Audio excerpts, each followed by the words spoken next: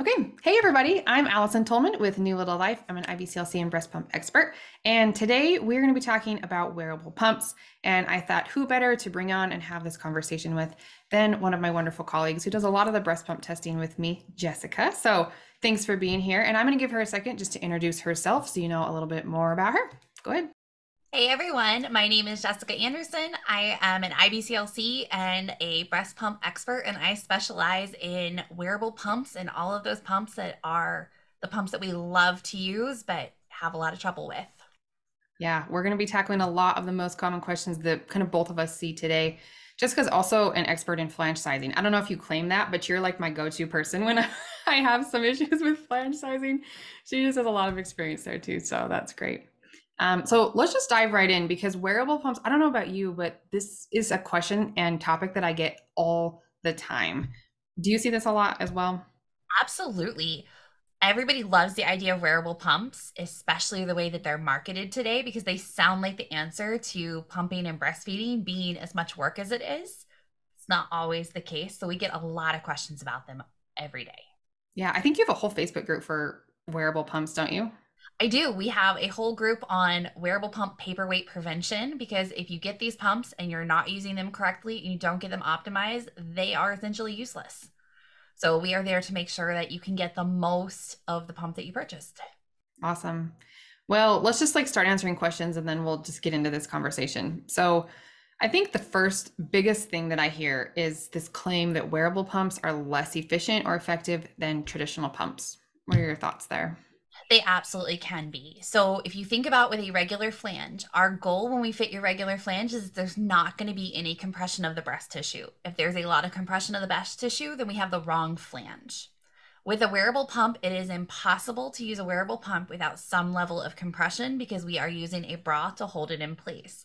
That compression is going to block some of the milk flow, reduce some of your stimulation, and unless you are super lucky and you just have a letdown reflex that loves a particular wearable pump, there is typically going to be a 10 to 15% reduction in your milk production.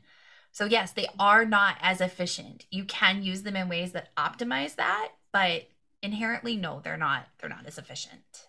And I agree actually that in general they're not efficient, but I always have those people that are like, I used it as my only and primary pump and it works great for me. And so I think there's definitely a place for people that just make and release milk easily and just any kind of pump that you put on that breast is gonna work. But I'm with you for the most part. Wearable pumps, I think, are just a little less efficient. Is there any way to compensate for that, like pumping longer or I don't know. Sometimes we try and pump a little bit longer or a little bit more often. There's also this misconception in pumping that milk supply is the ultimate goal. Yes, we want to get milk with a breast pump, but sometimes the answer is I would rather get less milk at a particular pump session and be able to pump in a situation that I don't want to pump with a traditional pump in. And milk supply isn't always the goal. I was that mom who used my wearable pump almost exclusively for months. Did it get me the same milk output a Spectra would have? Absolutely not. But the Spectra wasn't going to work for me. For it to be more efficient in terms of what's going to work, if our ultimate goal is not milk supply. I totally agree. And actually, that just reminded me I did a webinar that you can watch on the best breast pumps for working moms, because that's kind of primarily who I serve is the working moms, which inherently want wearable pumps because you're working and doing all this stuff. But I said the same thing you just said is in general, we just have to be careful with that. But a big exception to like maybe like not using that versus using it is if it means that you're going to get your pumps in versus not. So if a wearable pump is the difference for you between actually getting a pump in, even if it's less effective where you would have maybe skipped that because you couldn't sit down and do a traditional pump, 100% worth it. Like any milk removal is better than no milk removal in some Exactly. cases, you know? Mm. Okay, so that kind of leads us into another question. What are your thoughts on using a wearable pump as a primary pump? I actually personally hate the term primary pump. I know, me too. And we're just like making up all these terms anyway. Oh, But that is fitting into the idea that our goal with a pump is always to maximize milk supply. And if your goal is to make every drop of breast milk that your body is capable of making, a wearable pump is probably not the right pump for your goal. This idea of primary pump, oh, you can use this once, you can only use it once or twice a day. What kills me on social media is when I hear people say, I only want you to use this once or twice a day. Because my thought is always, I don't care what you want. It's about the mom and what she wants. And if she wants to use this pump, she just needs to know the risks and benefits and make the choice because she's a grown up and she's going to make her choice. I totally agree. And it also depends on how much you're pumping. So whenever I get that question, like, can I use this as my main pump or primary pump? I'm like, well, how much are you pumping? Are you mostly feeding at the breast and you're pumping like once or twice a day? 100%. Like you're just doing extra stuff. If you're exclusively pumping, we got to be more careful. And then, for people on the spectrum in between, maybe like a working mom who you are relying on a pump to be efficient and protect your milk supply, but you're also feeding at the breast, maybe we got to, like you said, pros and cons and really figure out if this is going to work for your goals and lifestyle.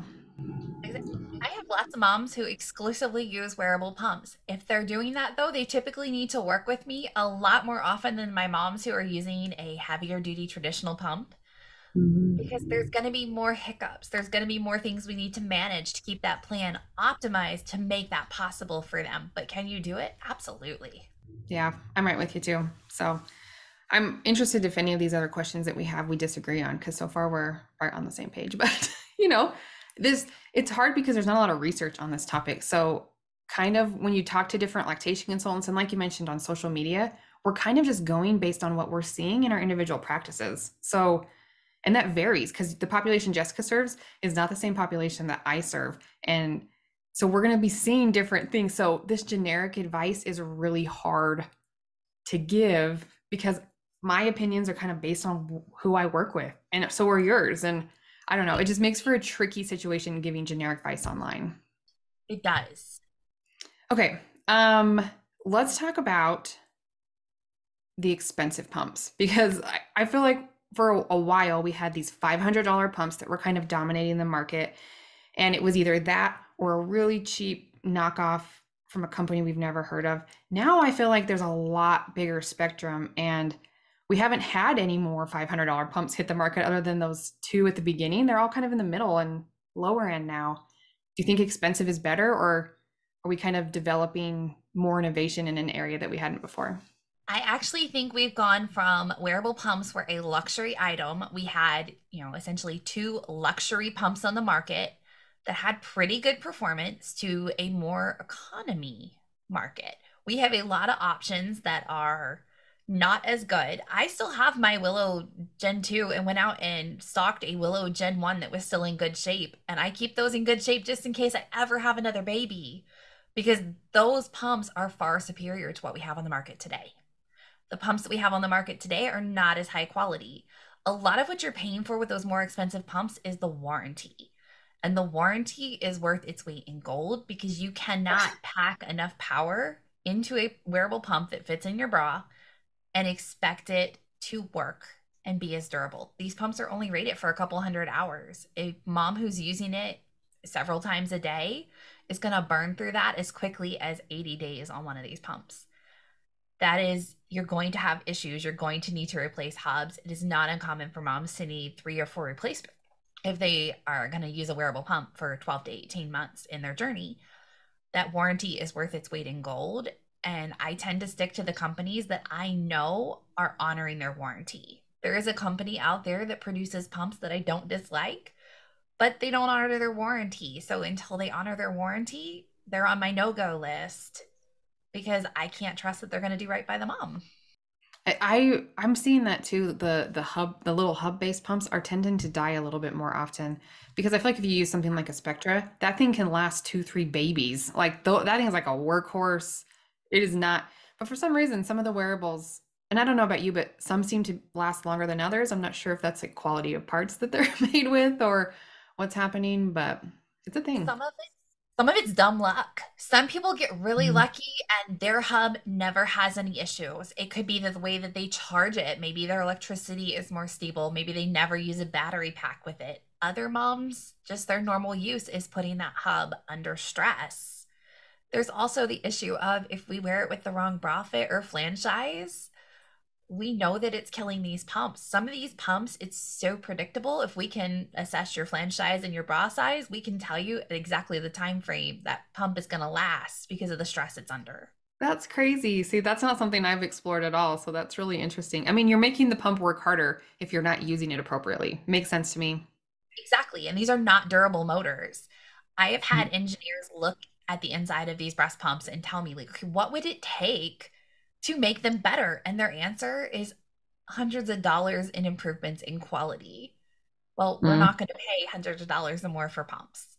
Moms, we think we've kind of hit a max of what moms are willing to spend on pumps in this market, and therefore we get pumps that are a little bit lower quality. You buy a pump with a warranty, you understand that you're going to need to replace it, and you just replace it. Yeah, that's a good point.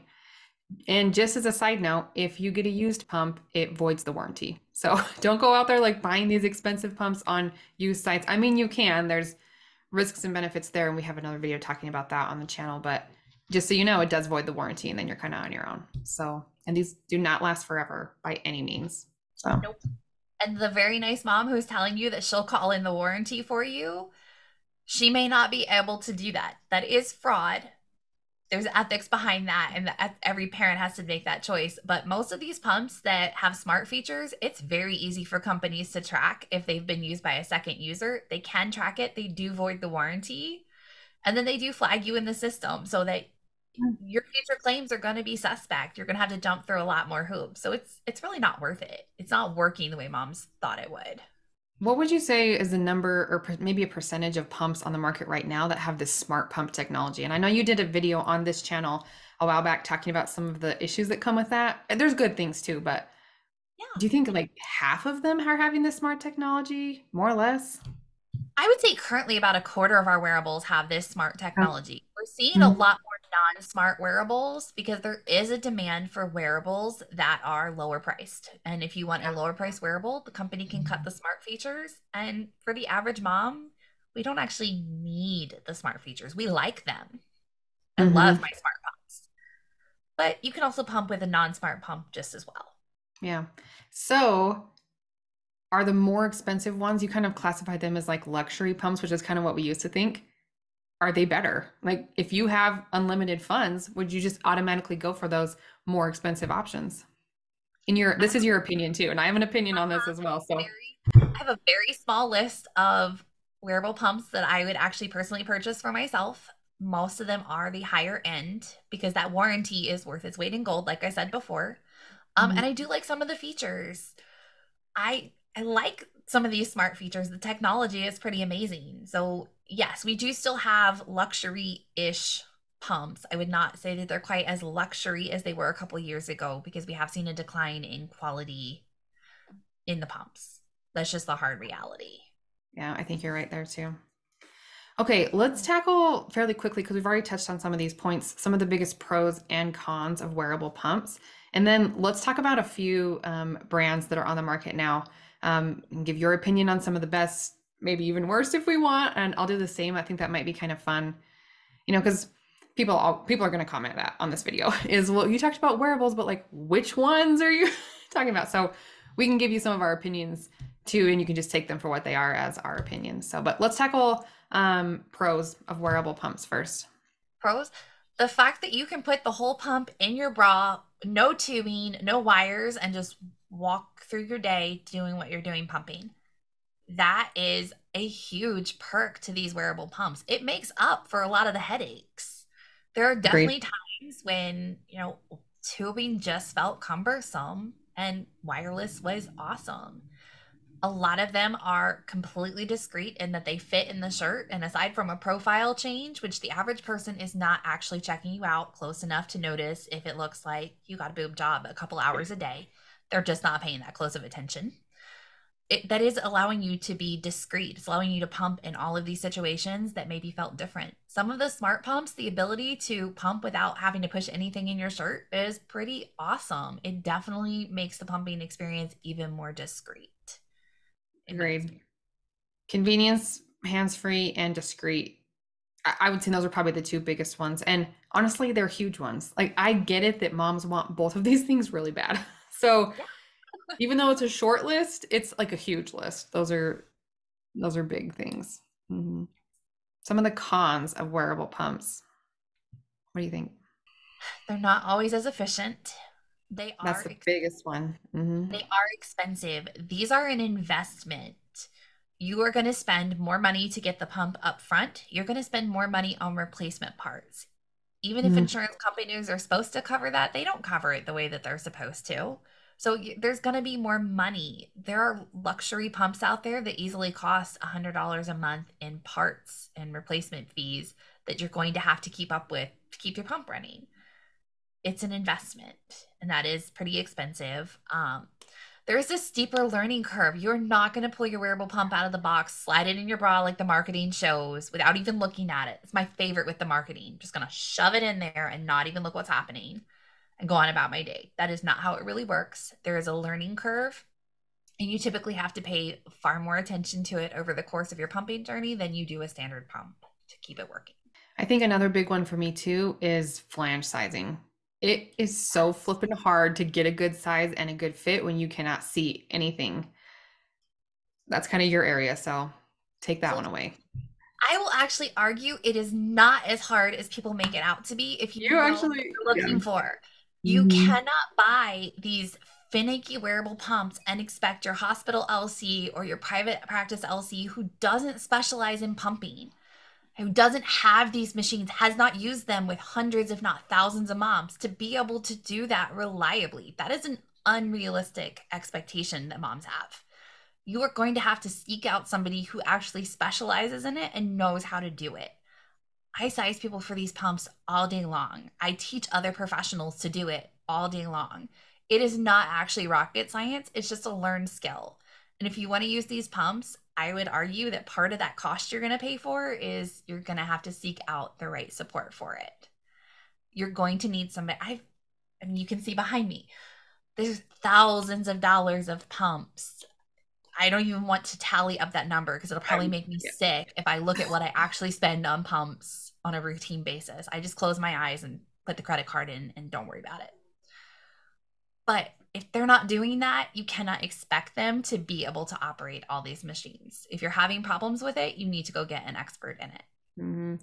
And actually, Jessica and I created a whole course for professionals. So if you're actually a professional watching this and you want to be trained on like the science of pumps, in-depth flange sizing, including wearables, and how to treat patients in your practice with pumping, I'll put a link down in the description or wherever we're listening to this at. Um, but yeah, it's hard. It takes a lot of what I do inside my program is we have like the flange sizing section of learning and discovery, and then we have another little section for wearables because it's like totally different. We have to look for different things. We have to have a process that is going to be fail proof and no sizing yourself in a spectra and then assuming it's going to work based on what you saw in the spectra. It doesn't work.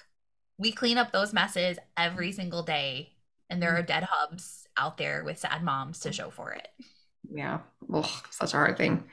Okay, we could talk about that one all day, but it's just any other cons of wearables, like glaring, obvious things that are on the negative list. Nope, I don't think there are any other glaring obvious ones that are coming to mind right now. In the potential for inefficient pumping is a big one. User what did you say? The learning curve. It's different. Learning curve. Hmm. And flange sizing, which is not the same as on a traditional pump. Okay, let's talk about like a few brands. So I don't know about you, but I get emails like 3 times a week, 4 times a week from companies like, hey, can we send you our new pump? We're so proud of it and stuff. And I'm like, this is another wearable pump. It looks exactly like this other one, just a different color. Like there are hundreds. Like how do you sift through these when you're looking at brands? What are some of your go-tos, stuff like that? So, number one thing that we always look at is the warranty. And that seems like a weird thing to look at up front, but I assume it's going to die. I assume it's going to die. So if it's going to die, I want to make sure we can replace it. If you don't honor the warranty, I'm not even interested past then. If you honor the warranty, then we'll take a look at it and we'll see, what are the cycle speeds on it? What are the suction? What is the shape of it? The materials? How hard is it to fit flanges in? Or flange inserts? Are there lots of options or is it fairly limited? What is the cost of this pump? What is the cost of replacement parts? How easy is it going to be to get them? A lot of these cheap Amazon wearables, you can't get the parts for reliably. And if we can't get a duckbill for your pump and yours has gone bad, then you have a paperweight. There's no way around it because these are proprietary size parts. We don't always have an alternative option. So we're looking at all of that, and then we're looking at how is it actually performing? Are moms seeing issues? There are a couple new wearables out there running new technology that doesn't seem to stimulate the nipple. It's vibrating on the breast. It triggers a letdown, but it almost feels like it's pushing into the breast instead of pulling. You have to get that extension of the nipple to get that oxytocin and prolactin release consistently. So I see moms who respond great to it, and 6 weeks later, pump is still operating, the milk supply is in the garbage, and everybody's scratching their head, but it's because it doesn't stimulate the nipple. So we're looking for, is it reliably performing? What issues are we seeing with it over time? We can do an initial review and tell you, is it worth investigating? But we're always quick to tell moms, this is new technology. The company could trash it in 3 months. They could fail to support the pump. They could alter the firmware and create an entirely new pump. Willow Go is an example of that. The original Willow Go and the Willow Go that's available today, they're performing about 30 to 40 mmHg different at top suction. That's a big change. And it's changed the efficiency of it. So initial reviews may not match current performance. That's one thing that drives me crazy on these pumps. And especially like for me and you who are reviewing them and like putting information out there, the companies can change what they're doing and they often don't tell you. It's crazy. No. And this is not unique to wearable pumps. Like this happens with other pumps as well. But I hate it when a mom comes to me and is like, "Oh, I got this pump based on your review, but it's not really doing what you said it did." And I'm like, "I'm sorry. The company like changed it and it's different than it used to be." It drives me crazy.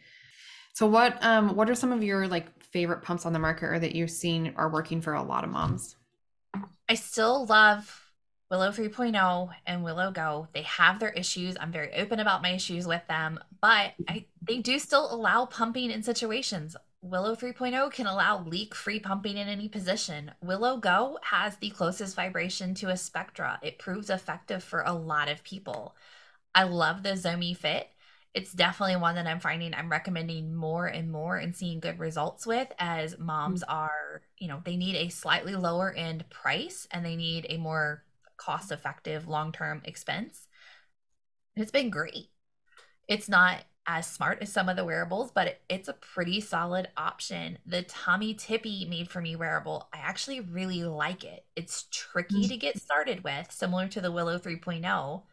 But I have a lot of users who love that constant suction from Willow, but it's been too harsh, who've moved over to the Tommy Tippy and are happy as can be with it. And these are LV. LV is still one of the ones that, especially if you can run it off of an iPhone, if you have the Android and you can't access smart rhythms, it's kind of a 2019 technology that's aged and not aged very well. But with the smart rhythms for iPhone users, it's a really good option. I'm glad it's pretty limited in what I'm recommending these days. I don't know about you, but I see like a ton of marketing and advertising for mom cozy pumps. I feel like they're whipping out pumps frequently. So that's a common question I get. What are your thoughts on some of those? Mom Cozy is on my no-go list. I do Hmm. not think that moms should invest their money in a Mom Cozy pump because Mom Cozy does things like link to a Target sale on their social media. And then when that pump dies, tell them, well, that Target sale wasn't actually one of our authorized users.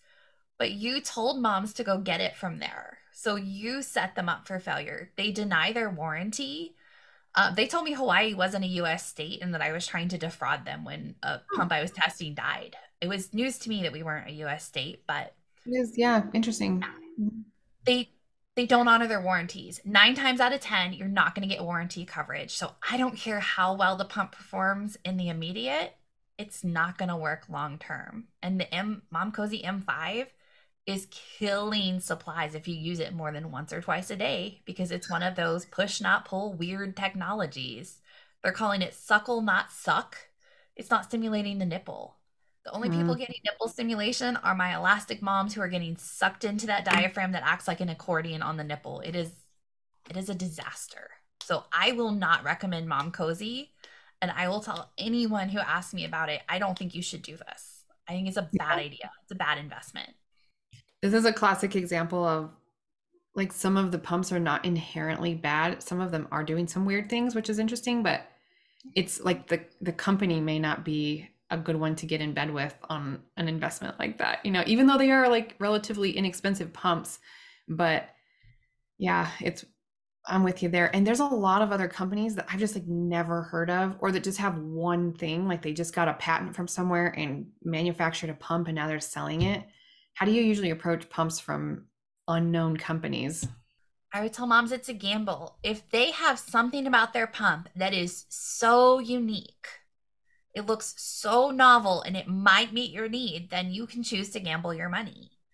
I've gambled my money on a lot of weird pumps that I feel like are pretty decent quality, but several of them, the companies have failed to either stay open to provide replacement parts, or they just kind of disappear. They're off doing their own thing.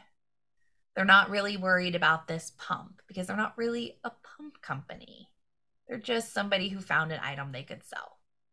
Yep, I'm with you 100% there. I usually go to their website and make sure that they have like a decent website. Like if you didn't even go through the trouble of creating a website that tells me like what Exactly. you're doing, I'm usually like, I can't trust you until you're a bigger name. But I don't know. I'm with you there. I tend to stay away from those unless I know someone at the company or I've talked with this company and am confident that they're not just trying to make money, which is what a lot of people are trying to do in this space is moms are buying breast pumps and they're using them and it can be a good way to make a big profit. And a lot of companies are just kind of capitalizing on that, unfortunately. Absolutely. But again, if they're not going to be there with the warranty, we stop right there. There's no reason to investigate that product any further. It's a gamble. Yeah, the replacement parts are a big thing too. I'm glad you brought that up because if you can't find replacement parts, it's not gonna work. And we also, like Jessica and I also see a lot of differences in these pumps based on the programs that they're running, the cycle speeds and the suction and the like different things. Whenever they come up with like a suckle, not suction, I'm like, what are they doing? Like, let me see it on a graph so I can try and figure out what you're talking about. And that's not something that you as a user can really tackle, but it just there's a huge variety. um I don't know, it's a lot. I also recommend the Willow Go a lot. I don't often recommend the 3.0 just because it has such a steep learning curve unless they have to have that um any position or totally sterile, like just something that makes me you have to use this one pump that does this. Otherwise, I recommend the Willow Go pretty often just because it is, for one, similar to Spectre, which performs really well. Very simple to use. It has big parts. It's easy to clean.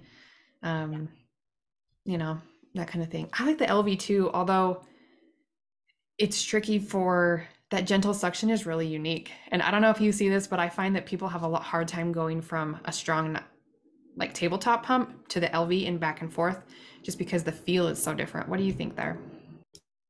I mean, your letdown reflex is a trained reflex. If you've been using a pump that has a very particular feel to it and you try and use something on the opposite end of the spectrum, there's gonna be, it can be a couple weeks to adjust and teach your body. You can absolutely do it. I help moms do it all the time, but you have to be very committed to the idea that this pump brings something to the table that you can't live without to justify several weeks of training, unless you're just a complete pump nerd like me and just you'll do anything to use all these pumps just to see how they work.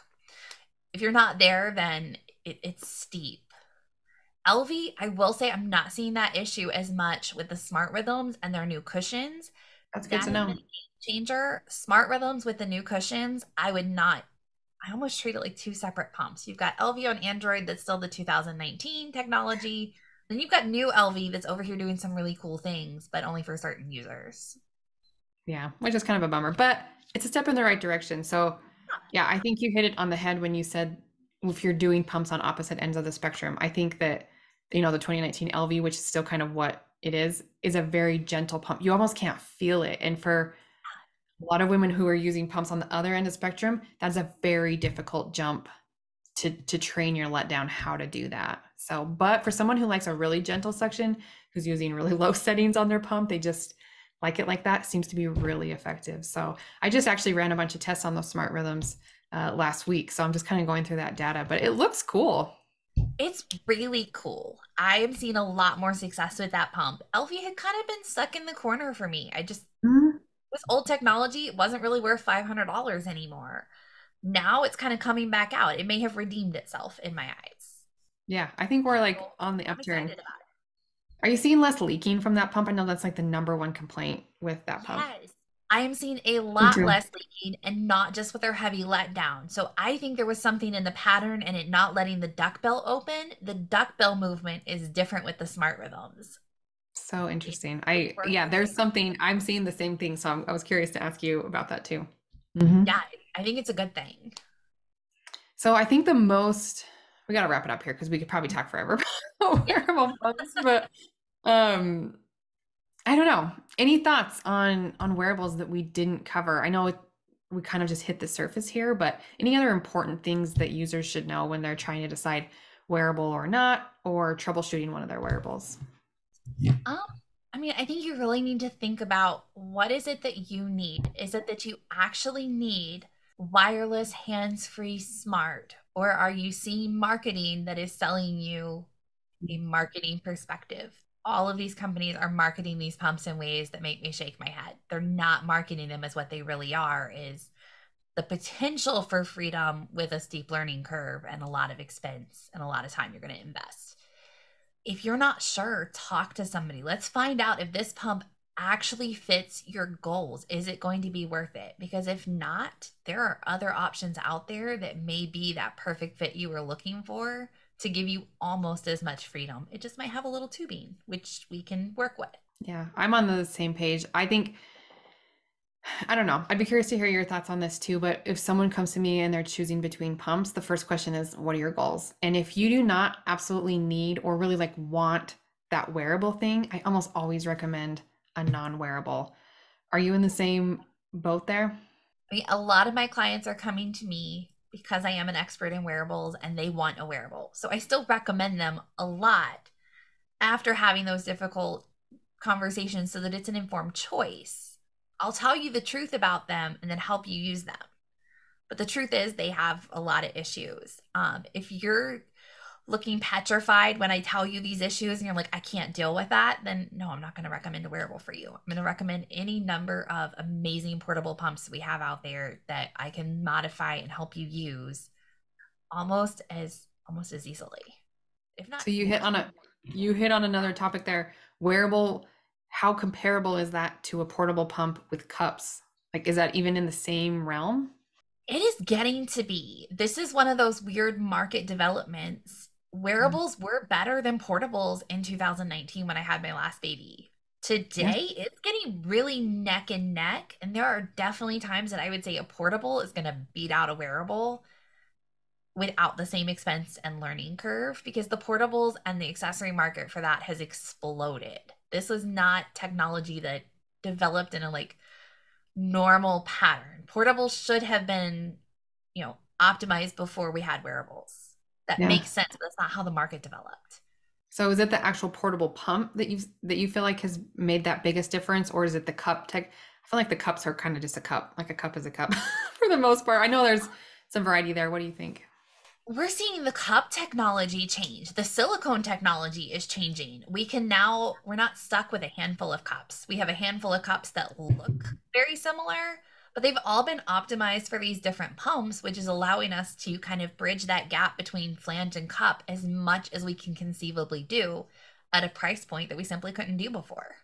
The technology has changed. The motors are more durable on these portables. Portables used to be less durable than wearables, but they're getting better, a lot better. I have portables that are lasting as long as most of the standard pumps out there, if not longer. I agree. They're I'm good like a on huge, huge portable fan.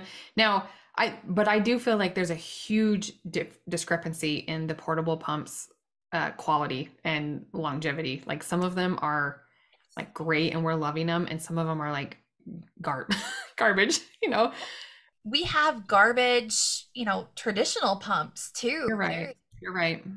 in Mhm. every category of pump, I can tell you probably 10 pumps that I'm like, I don't even know how this got past beta testing, why the company is not embarrassed. I'm secondhand embarrassed for them that this is what they're marketing to moms. Yes. It's bad.